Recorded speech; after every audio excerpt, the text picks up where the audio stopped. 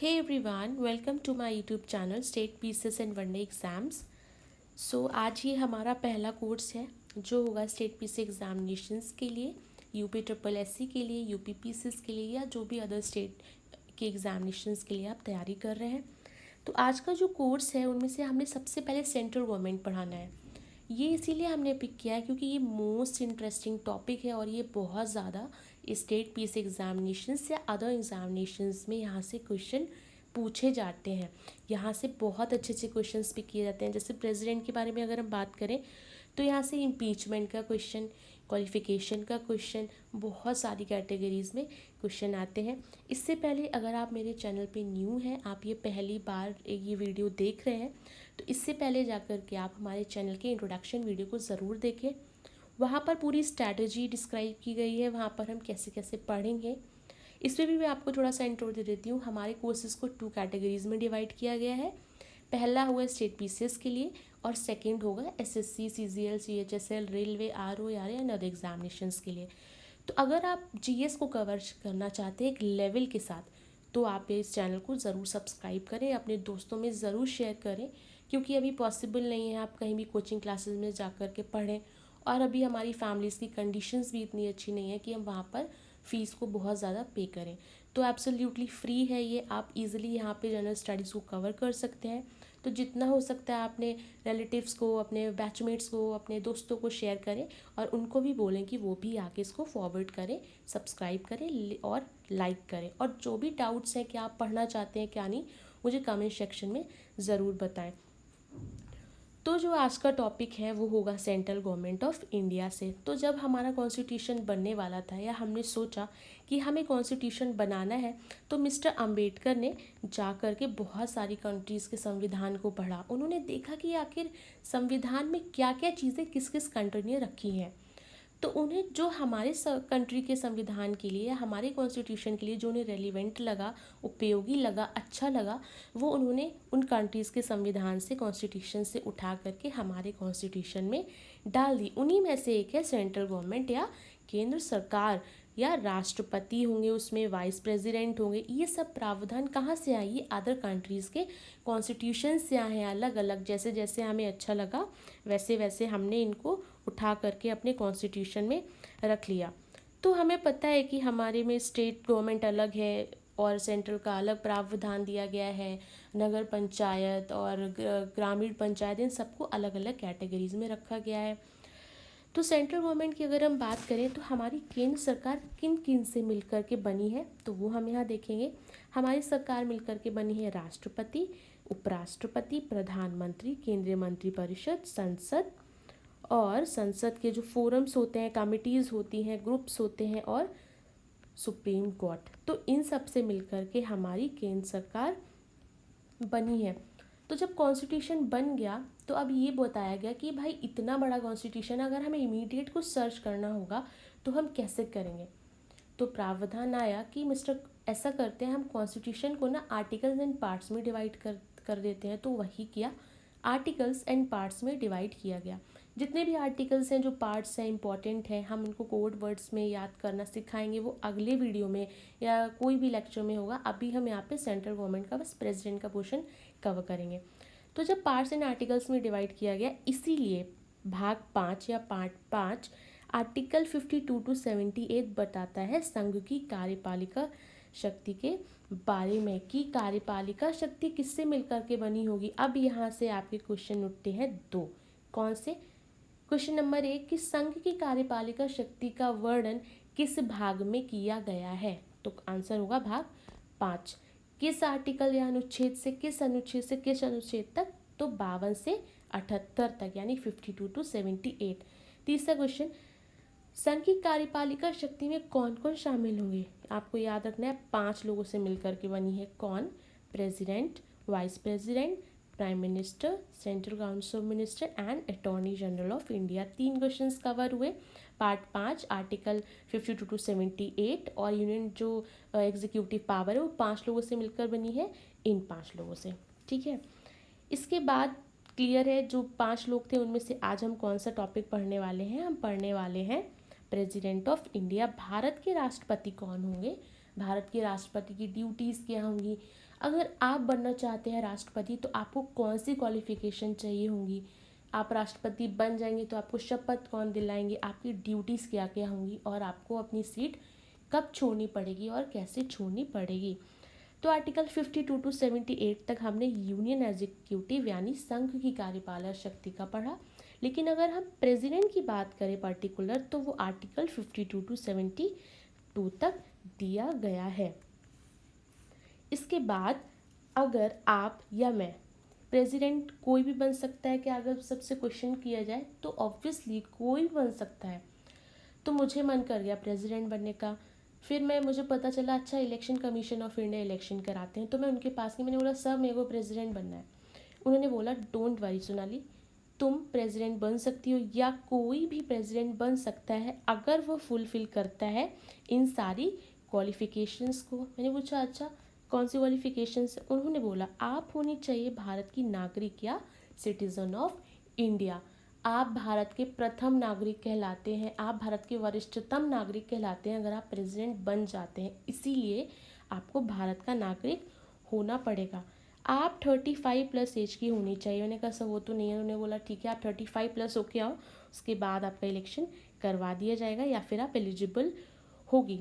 Okay, इसके बाद आप क्वालिफाइड होनी चाहिए as a Lok Sabha member election, यानी अगर आपको प्रेसिडेंट बनना है तो पहली तो ये कंडीशन होगी कि आपको क्वालिफिकेशन चाहिए सिटीजन ऑफ इंडिया, 35+ एज की होनी चाहिए। थर्ड जो होगी, जो भी लोकसभा के मेंबर के लिए क्वालिफिकेशंस दी गई हैं वो आपको फुलफिल करनी पड़ेगी। आपको यहाँ पर लोकसभा का मेंबर नहीं बनना है, आपको बस यहाँ पे क्वालिफिकेशंस को फुलफिल करना है और आप एलिजिबल हो जाएंगे प्रेसिडेंट के इलेक्शन के लिए। अब इलेक्शन कैसे होगा, इलेक्शन को देखते हैं। इलेक्शन होगा इलेक्शन कमीशन ऑफ इंडिया के under. Election commission of India कहता है कि हमारे अंडर एक इलेक्टोरल कॉलेज होगा। मैंने बोला सर ये हमारे वरिष्ठतम नागरिक हैं, प्रथम नागरिक हैं, तो हम लोग इन्हें क्यों नहीं चूज़ कर रहे हैं, आप लोग क्यों चूज़ कर रहे हैं, तो फिर ये हमारे राजा कैसे हुए, यहाँ पे डेमोक्रेसी कैसे हुई। तो उन्होंने बोला डोंट वरी सोनाली, हमारे पास एक इलेक्टोरल कॉलेज होगा जिसमें होंगे सारे के सारे इलेक्टेड मेंबर्स, यानी जिसे हम चूज़ करके भेजते हैं, जिन्हें हम इलेक्ट करके भेजते हैं, उनका जो इलेक्टोरल कॉलेज होगा उसमें हमारे थ्रू जो इलेक्ट मेंबर्स हैं वही शामिल होंगे। इसीलिए हमारे यहाँ इनडायरेक्ट डेमोक्रेसी है, इनडायरेक्ट प्रेसिडेंशियल इलेक्शन है।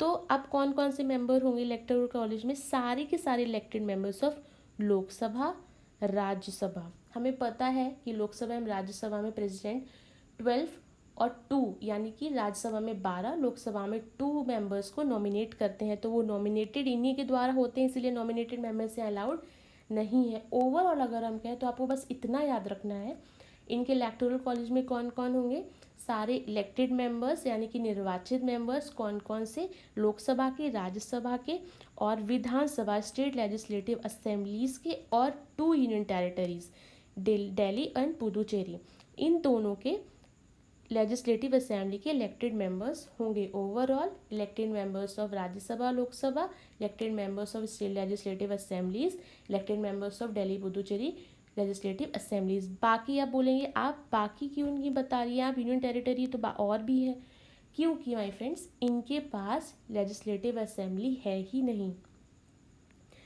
इसके बाद अगर हम बात करें तो अभी तक हमारे इंडिया में 14 प्रेसिडेंट इलेक्ट हो चुके हैं। फर्स्ट है हमारे ये, और हमारे 14th है president of India mister Ramnath Kovind, ठीक है। इसके बाद जब आप प्रेसिडेंट बन जाएंगे तो आपको शपथ लेनी पड़ती है।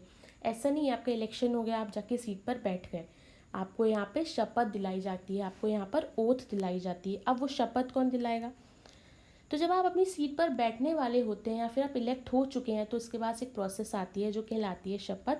शपथ दिलाएंगे आपको chief justice of India. Chief justice of India आपके जो होंगे वो, या CJI आपको शपथ दिलाएंगे। अगर ये प्रेजेंट नहीं है तो कोई इशू नहीं है, सुप्रीम कोर्ट में जो भी सीनियर मोस्ट जज होंगे वो इनकी रिस्पॉन्सिबिलिटी लेंगे या फिर आपको ये शपथ दिलाएंगे जो सुप्रीम कोर्ट में चीफ जस्टिस ऑफ इंडिया के बाद सीनियर मोस्ट होंगे। और अगर कोई भी, हमें पता है कि वाइस प्रेसिडेंट जो है उनके पास दो काम होते हैं, राज्यसभा के लिए ड्यूटी करना और दूसरा प्रेसिडेंट अगर वो अपनी सीट पर नहीं है तो president as a president act करना। अगर वो भी नहीं है तो chief justice of India act करते हैं। मान लीजिए कोई भी व्यक्ति प्रेसिडेंट की सीट पर या एज अ प्रेसिडेंट एक्ट करेगा तो उसको भी, भले ही 2 डेज़ के लिए कर रहा है, बट उसको भी सेम प्रोसेस से ओथ लेनी पड़ेगी। ऐसा नहीं है बिना ओथ के उनकी सीट पर कोई नहीं बैठ सकता। इसके बाद most interesting part that is salary of president. अब प्रेसिडेंट की सैलरी कितनी है? प्रेसिडेंट की सैलरी यहाँ पे अपडेट हो चुकी है, 1.5 लाख नहीं है, सैलरी है 5 लाख पर मंथ। बहुत इंटरेस्टिंग पार्ट है, 5 लाख आप कमाएंगे अगर आप प्रेसिडेंट बन जाते हैं तो।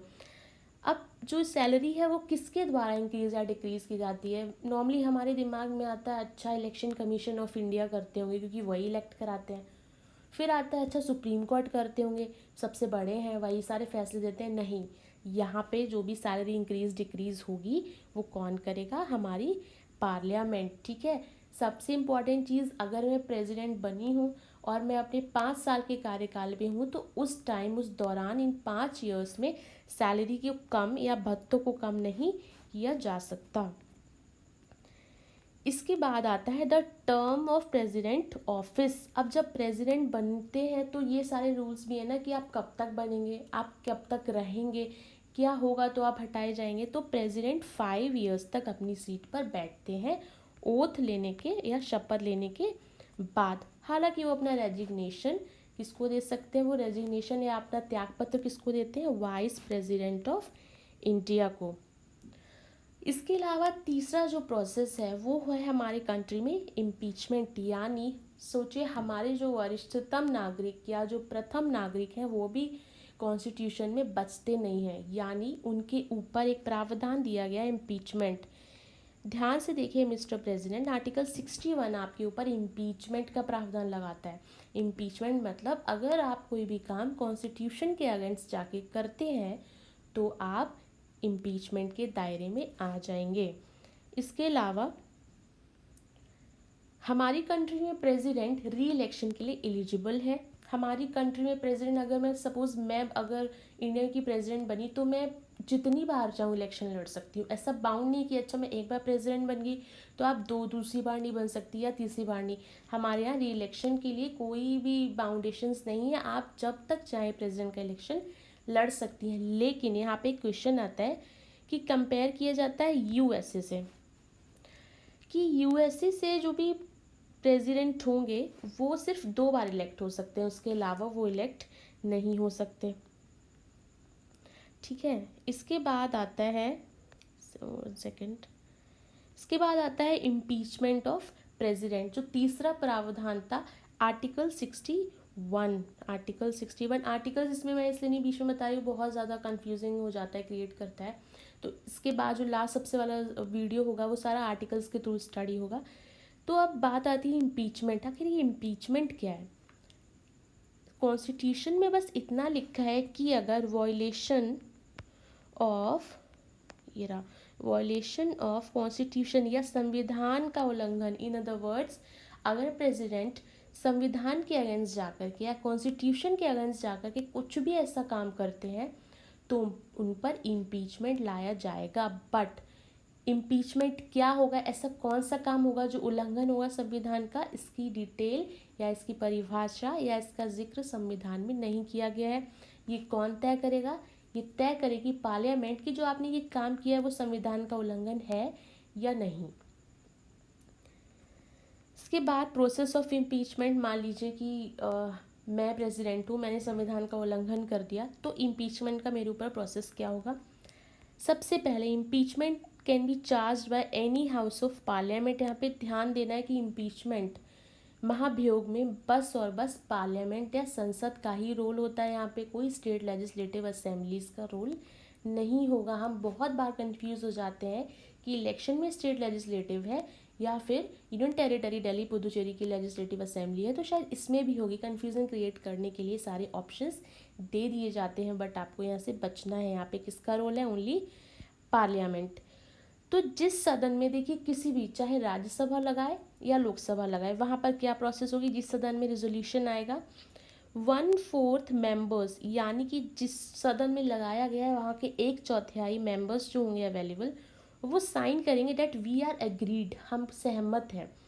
और उसी सदन में क्या होगा, 2/3 मेजॉरिटी से ये रेजोल्यूशन पास होना चाहिए। प्लस उसी दिन 14 डेज का प्रेसिडेंट को नोटिस दिया जाएगा डेट मिस्टर प्रेसिडेंट, आपके ऊपर आर्टिकल 61 का या इम्पीचमेंट का प्रावधान लगने वाला है, या आपके ऊपर इम्पीचमेंट लगने वाला है, तो प्लीज़ आकर के खुद को डिफेंड करें। और यहाँ पर प्रेसिडेंट को पूरा राइट होगा खुद को प्रोटेक्ट डिफेंड करने का, ठीक वैसे ही जैसे हम कोर्ट में जा कर के खुद को डिफेंड करते हैं। अब इसके बाद क्या होगा, ये सेम प्रोसेस हो गई। इसके बाद resolution moves to another house, resolution अलग दूसरे वाले हाउस में जाएगा और हाउस इन्वेस्टिगेशन करेगा। अगर जो रेजोल्यूशन या इम्पीचमेंट है वो करेक्ट हुआ तो वहाँ भी 2/3 मेजॉरिटी से रेजोल्यूशन को पास किया जाएगा। और आर्टिकल 61 अभी तक, सबसे अच्छी न्यूज़ ये है, सबसे अच्छी सूचना ये कि अभी तक आर्टिकल 61 का यूज़ हमारी कंट्री में नहीं किया गया। अभी रिसेंटली अमेरिका में अमेरिका के प्रेसिडेंट के लिए रेजोल्यूशन लाया गया था। अब बात आती है vacancy in the president office. अगर प्रेसिडेंट अवेलेबल नहीं होंगे तो उनकी सीट पर कौन बैठेंगे, तो वहाँ बैठेंगे मिस्टर वाइस प्रेसिडेंट, प्रेसिडेंट की तरह एक्ट करेंगे। यहाँ पर ये याद रखना है, चाहे वाइस प्रेसिडेंट हो या चीफ जस्टिस ऑफ इंडिया हो या कोई भी व्यक्ति हो, अगर वो एज अ प्रेसिडेंट एक्ट करेगा तो उसे ओथ दिलाई जाती है, भले ही वो एक दिन के लिए, क्योंकि आर्टिकल 52 कहता है कि प्रेसिडेंट सीट पर होना ही होना चाहिए। इसीलिए प्रेसिडेंट अगर एक दिन भी नहीं आते हैं तो किसी व्यक्ति को शपथ दिला करके तुरंत उसको प्रेसिडेंट बनाया जाता है, या कार्यकाल के थ्रू राष्ट्रपति बनाए जाते हैं, या कार्यकारी राष्ट्रपति बनाए जाते हैं। If president is not available, अच्छा अगर ये वाइस प्रेसिडेंट भी नहीं अवेलेबल हुए तो कौन होगा, तो होंगे हमारे चीफ जस्टिस ऑफ इंडिया। अगर वो भी नहीं होते हैं तो जो सीनियर मोस्ट जज होंगे वो, ठीक है। तो यहाँ पे जो भी प्रेसिडेंट बनेंगे, वो जो भी एक्ट करेंगे एज अ प्रेसिडेंट, उनको सारी की सारी उनकी पावर्स मिलेंगी, सैलरी मिलेगी, गाड़ी मिलेगी, जो भी चीज़ें मिलती हैं वो मिलेंगी। पावर्स एंड फंक्शंस के लिए हम अलग से एक वीडियो बनाएंगे, क्योंकि वो बहुत ब्रॉड है, वहाँ पे ढेर सारी चीज़ें हैं, वरना आपको कन्फ्यूज़न क्रिएट हो जाएगा यहाँ पे। तो अगर आपको ये वीडियो समझ में आया, अच्छा लगा, और आप चाहते हैं ऐसी बहुत सारे कोर्सेज आएँ, तो मेक श्योर सब्सक्राइब करें चैनल को, शेयर करें, लाइक करें, एंड कमेंट सेक्शन में बताएं आपको कैसा लगा और आपको क्या क्या पढ़ना है। सो इसको शेयर कीजिए जितने भी आपके स्टूडेंट्स हैं, रिलेटिव्स हैं जो तैयारी कर रहे हैं यू स्टेट पीसी एग्जामिनेशंस के लिए, एसएससी के लिए, सीजीएल, सीएचएसएल, रेलवे, जहाँ भी जीएस पढ़ा जाता है उनके लिए। So thank you so much for watching. मिलते हैं नेक्स्ट वीडियो में।